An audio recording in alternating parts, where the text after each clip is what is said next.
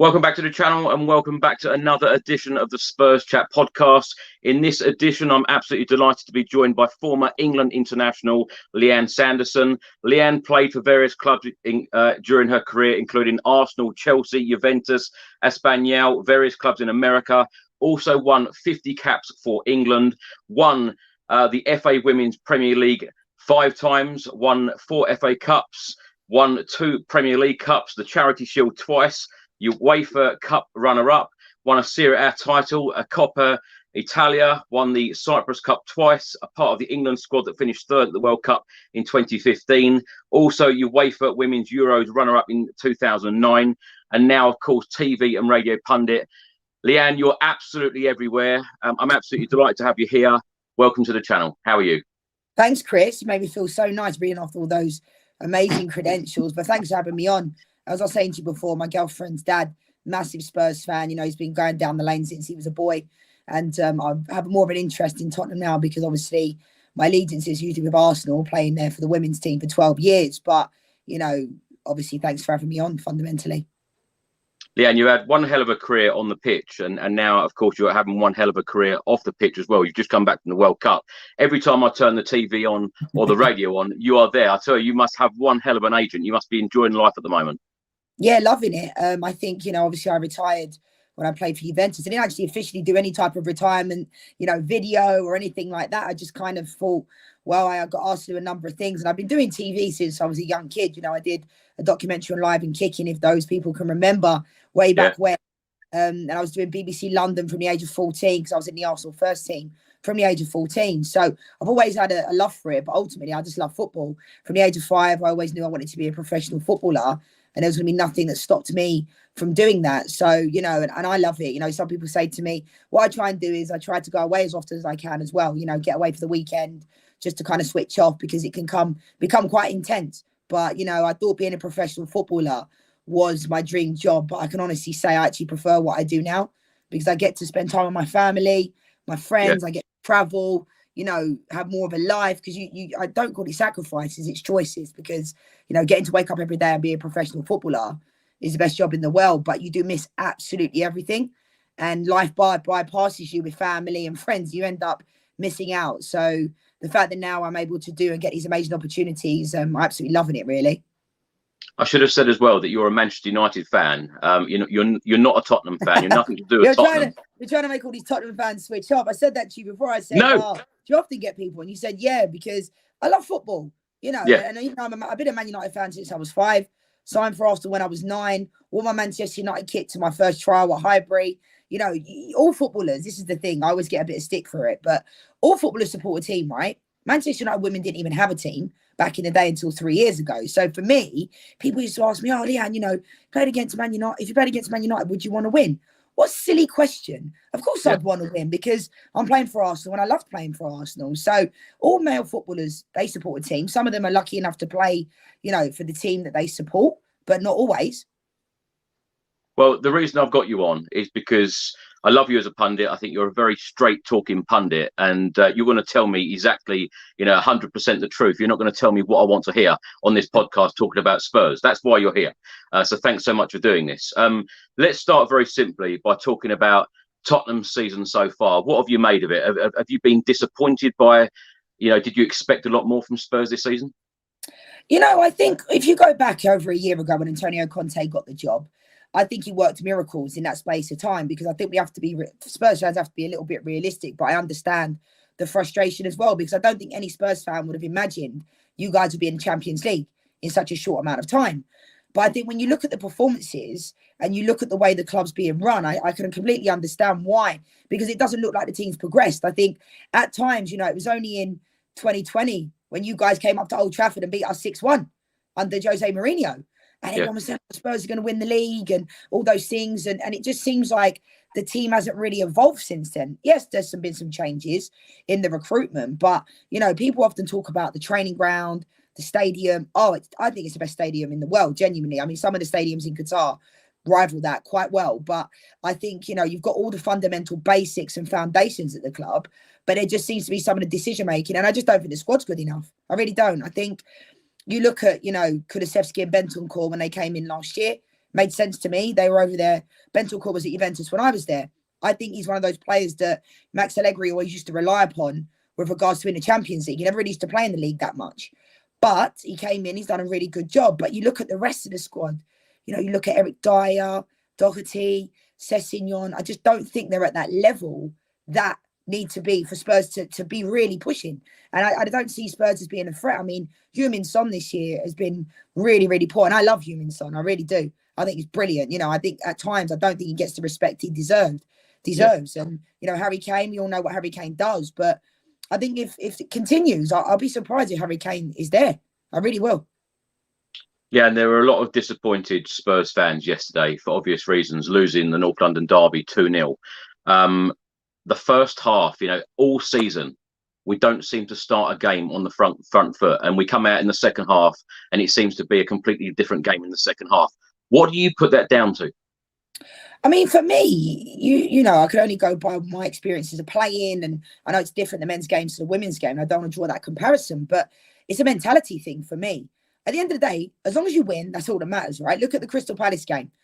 0-0 at half-time, go in at half-time, you guys win 4-0. No one saw that one coming at all. Selhurst Park is a very intimidating place to go, and it's a difficult place to get a result. Spurs were brilliant, but there's that lack of consistency. So for me, I think a lot of the time as well, this Antonio Conte, I think he's a top manager, but I think that it's always about him. You know, whether Spurs lose, he had done that one interview a few months ago where he said he hasn't had the money, he doesn't know if he's going to be there. I think Antonio Conte, we know he doesn't stay at clubs for long enough. We know he's not a bit rebuilding type of manager. He's a here and now. And that's the one thing I'm concerned about. I mean, I can't see him being at the club next year.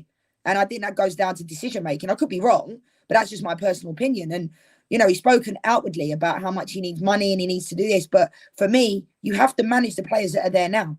When I watched the game yesterday, they don't look like they're playing for him.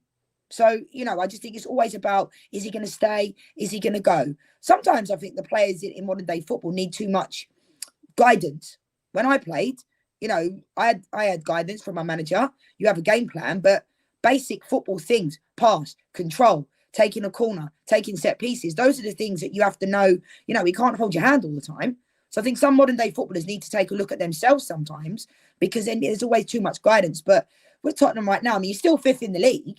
So it's not like an absolute devastation. You could be worse. You could be in the position that Chelsea are in right now. And I know when it's your team, trust me, I support Man United. I've been in a really bad place for about 10 years since Sir Alex Ferguson left. But I do think that, you know, there is still hope there. It's not like you're in, you know, in around relegation or where Chelsea are. So there's still hope, but there's always that question, is Antonio Conte going to be there or not?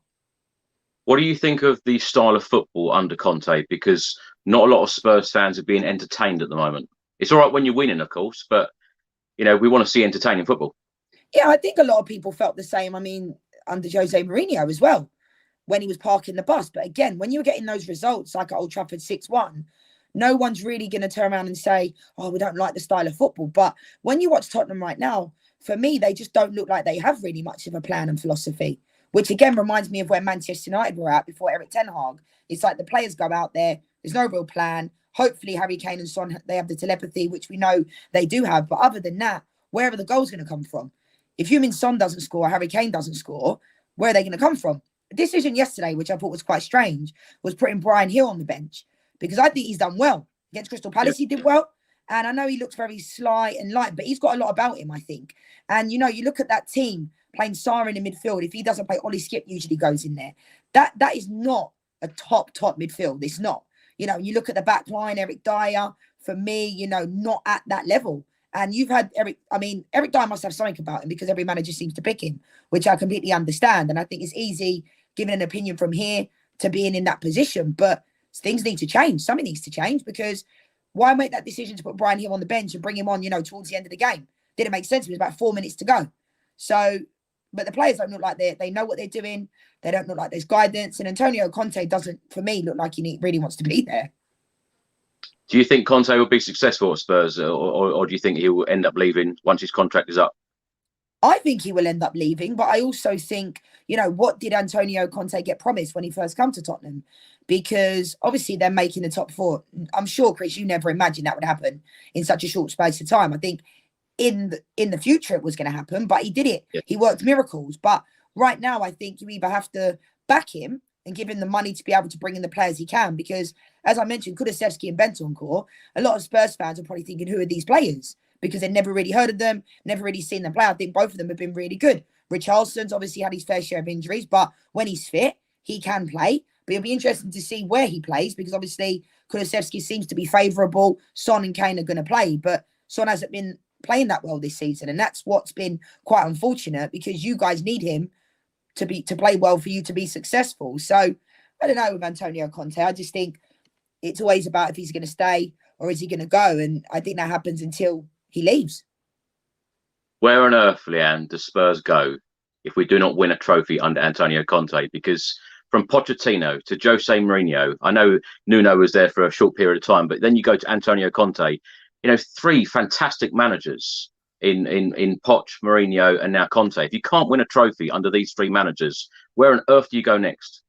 Yeah, it's difficult, because I think sometimes decisions in the past can come back and bite you here and now. And I think that's what I'm seeing. I mean, if you would have beaten, if you won the Champions League, Poch would probably still be in the job still now. And you guys were very, very close under Poch. And I know there's obviously, Poch is a good friend of mine. I love him. I'd love him and Jesus Perez to go back in there. I really would. And I think a lot of Tottenham fans would want that. But again, Poch didn't really win there. I'm always calling for Poch's name, and everyone's saying, well, he hasn't really won anything. And I'm like, yeah, you've got a point. But I think the fans love his style of play. The fans love him. They still sing his name now. And I think the decisions that they've made, I mean, Nuno going in there, yes, his style of football at Wolves wasn't great, but he worked with that squad that he had. And I think that was Daniel Levy's thought process behind bringing Nuno in there, because Daniel Levy, we know he doesn't really want to spend money, does he? The club has become such a business-minded club. You've got concerts there, you've got NFL at the stadium, which is all fantastic. And that is unbelievable business mind from Daniel Levy. But that doesn't put trophies on the table. I mean, you guys don't win trophies. And that's what it comes down to. Yeah. I knew you'd be straight talking. Lianne, do you think that Pochettino will be our next manager? Well, I mean, I don't know that for a fact, obviously, but I think it's with a shout. I mean, I don't see why not. And I think with regards to Antonio Conte, I mean, he's not re-signed a new contract, which says enough for me. It's either he gets money to spend or he's going to go. So, and I don't know what he was promised, like I said, because I'm sure if he was promised that he was going to get money to spend and he hasn't, then he probably will end up leaving. But I think it's set up for Poch to come back. If I'm being honest, I think Spurs fans would welcome that. Obviously, he went to PSG, didn't quite work out, but he loves the club. He absolutely loves the club, and the club loves him. And he still, they have that admiration for him. A lot of Tottenham fans do. And when you consider he didn't win anything at the club, that shows you just how much they like him. When you spoke about money there, Tottenham spending money. Now, we spent more or less £100 million on Lo Celso and on Ndombele. Didn't work out with them. They didn't get on the plane to South Korea for pre-season. They're now out on loan. Now, since May, when Spurs thrashed Arsenal 3-0 at the Tottenham Hotspur Stadium, Arsenal have spent 122 million. Spurs have spent 172 million. What have they done better than us in regards to spending and recruitment? I think what I see is there's obviously been a clear plan. And don't forget that, people are calling for Mikel Arteta to go pretty early on in his career. I think it helped him, the fact they won the FA Cup straight away. But I do think that there's a process, isn't it? Now, you've only got to look at Chelsea right now, Graham Potter. They've got a plan in place, so they say. But if things keep going, they beat Palace at the weekend. But if things keep going the way they are, for me, as we've seen in modern day football, managers are disposable. But what I will say is that Tottenham have spent a lot of money. Arsenal have spent a lot of money, but they haven't had a manager in place that has been there part of the whole process. So if people don't jump on board with what the manager's trying to do, they get replaced or they get brought back in. Look at Saliba. He's been at Arsenal for a number of years, was out on loan, come back this year. He's been one of the best players. Odegaard was at Real Madrid playing in the first team when he was 15, and no one really saw in Odegaard what Mikel Arteta did. I don't think Arsenal fans would have ever seen Odegaard doing as well as he has now. But again, sometimes the players have to look at themselves. I mean, and Ndombele and Lo Celso, maybe were they as good as the price tag that was put on them? Probably not. It turns out to be the case, but that must have come from somewhere, because all teams waste money and lose money. And Chelsea have done it. They've done it a number of times. But, for me, I just think it's been decision-making. The players haven't stepped up. And that's what it seems to be. That's what seems to happen. But it's unfortunate because you guys nearly lost Harry Kane last year. Pretty obviously wanted to go to Manchester City, but they obviously didn't want to front up the 150 million. But at this point, I don't think you can hold it against players like Harry Kane potentially wanting to move, because he's been there through it all, really, the good, the bad and the ugly. And Harry Kane, someone said to me the other day, he could potentially go his whole career without winning a trophy. Imagine that. Yeah, exactly. I say that it's all the time. Lianne, in your experience of football, how much does the manager have, how much do they have the say in players coming into the club? And I say this question really with Jed Spence, because Conte's come out and said a number of times he's a club signing. How important is it that when you bring someone like Antonio Conte, a born winner, a serial winner, won trophies at every club he's been at, as did Jose Mourinho, and of course we sacked him 6 days before a cup final. Surely you've got to give them the trust in bringing in their players that they want. Yeah, I think, but I also think this is what I'm saying. Like, Antonio Conte has been quite outwardly spoken about. Jed Spence wasn't a signing of his, and Basuma and those types of players. He doesn't seem to be. I mean, when Basuma was at Brighton, he was brilliant. So I know it's a different type of club, and there's a bigger, pressure at Tottenham. But for me, Antonio Conte has to manage the players there. You've only got to look at Dele Alli, for example, right? When you look at that documentary, the Spurs documentary, it was out a few years ago. Jose Mourinho was telling Dele Alli then, if you don't pull your finger out, then you're not going to get anywhere near where you should be reaching. And look what's happened to him now. So for me, I think decisions need to be made for the club to progress. And I think a lot of Tottenham fans right now are frustrated because they don't see any clear plan. And I think if Antonio Conte maybe was to sign another contract, then maybe there'd be more stability at the club with regards to that. Because right now it doesn't look like there's that stability. Jed Spence, it's like, why not put him in there? Why not give him a chance? The same thing happened at Manchester United with Wilfried Zaha.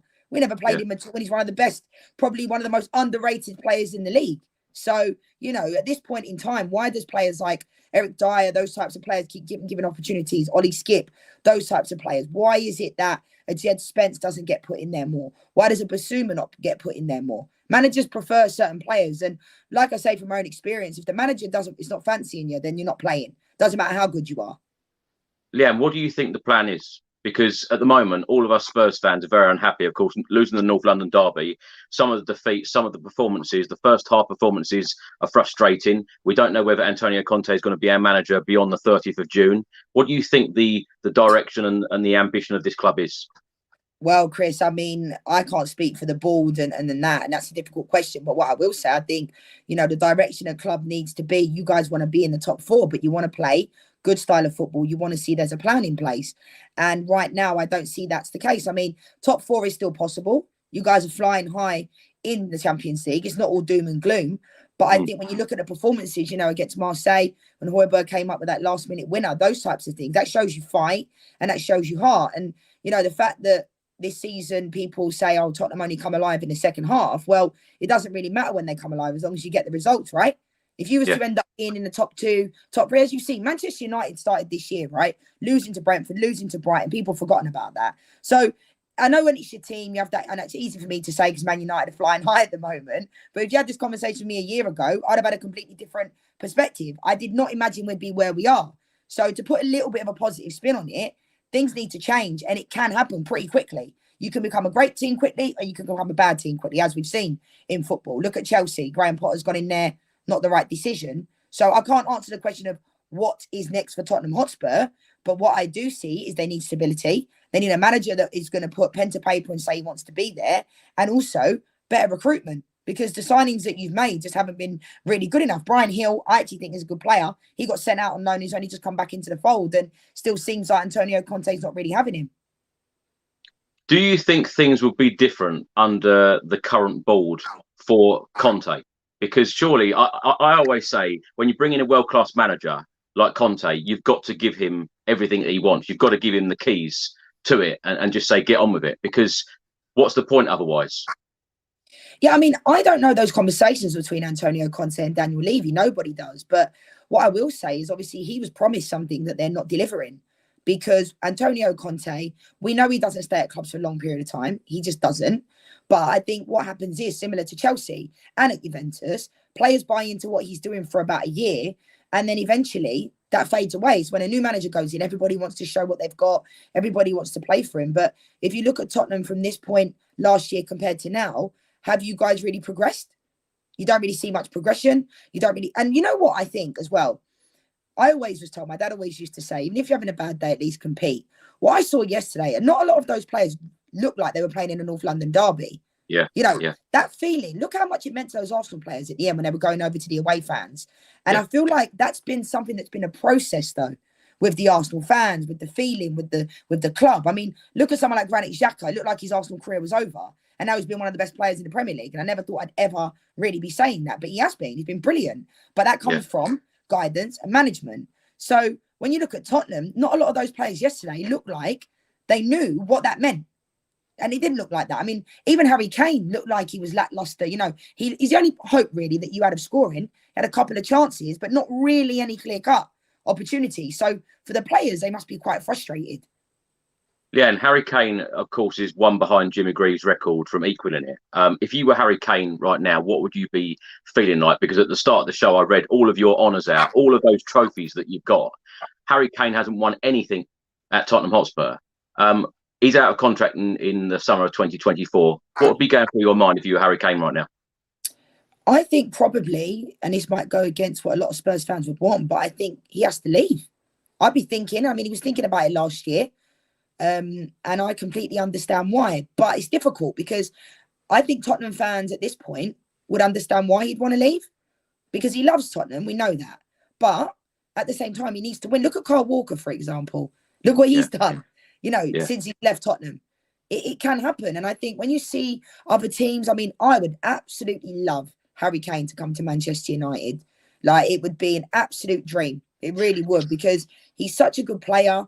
And I think the fact that he's still there and he's had a good season. I think not a lot of people are saying that because Haaland's come and scored so many goals. But, you know, he scored goals, but he's on his own, really. Dropping deep, doing all those things. And Son, he's not playing well. So when Son's not playing well, it becomes more difficult for Harry Kane. So it's difficult, but I think if I was Harry Kane, I'd be asking the club, where are we going? What's the plan? Because I'm sure every club has a 5-year plan. And where are we going to be at? Because this whole stadium and training ground is great, but that, for me, doesn't attract players. It looks good when you're being taken around the training grounds and the stadiums, but if you don't have that product on the pitch, it doesn't really matter. How many players in the world want to come to Tottenham right now? But like I said, that can change. That can really change. Lianne, of course, there's a couple of weeks left of the January transfer window. Spurs are being heavily linked to Pedro Porro and Leandro Trossard. Are these the types of players that Spurs should be pushing for? And will these sorts of players take us forward? I mean, I think Trossard's a good player, but he's obviously only wanting out from Brighton because he's had a disagreement with De Zerbi. So it's difficult. I mean, when you look at Tottenham Hotspur, I think if you've got players like Harry Kane there and Heung-min Son, I think they can attract players. But when you're being brought in for a meeting as a player and you look at the other teams, you'll be thinking, well, at this moment in time, they'll probably rather go to a City or an Arsenal or a Manchester United. But you need to have, I think, a complete clear out.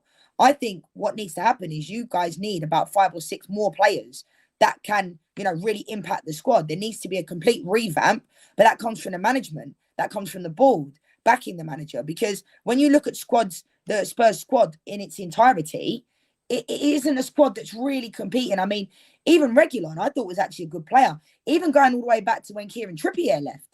I mean, I thought, he had one season where he didn't do very well, but look at him now. So I think sometimes people want instant results and instant players to just gel in, but there needs to be that clear plan. But I understand why Tottenham fans feel the way that they do, but I think there just needs to be some stability. What do the board need to do, in your opinion, in this January window? Is it backing Conte by giving him a good few players, like really decent players?